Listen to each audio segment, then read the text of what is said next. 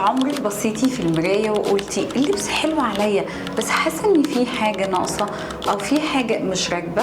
اهو ده بالظبط غياب البوينت كونسبت. هحاول اكون لطيفة معاكم واوضح لكم الموضوع ببساطة. يعني الفكرة اللي بتخلي اللوك كله يتكلم نفس اللغة، مش كل قطعة شكل او كل قطعة لون، لا، او تبقي طالعة عاملة زي اللي لابس من كل فيلم اغنية مثلا. لازم فكرة. اوضح الفكرة اكتر بكونسبت مختلفة.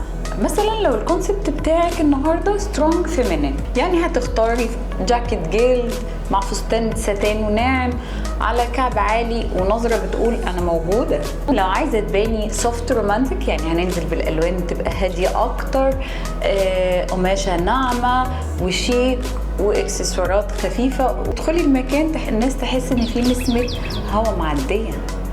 وقبل ما تختاري لبسك اسألي نفسك سؤال واحد: انا ايه البوينت كونسبت بتاعتي النهارده؟ اول ما هتجاوبي على السؤال ده هتلاقي نفسك عارفه اختياراتك كويس.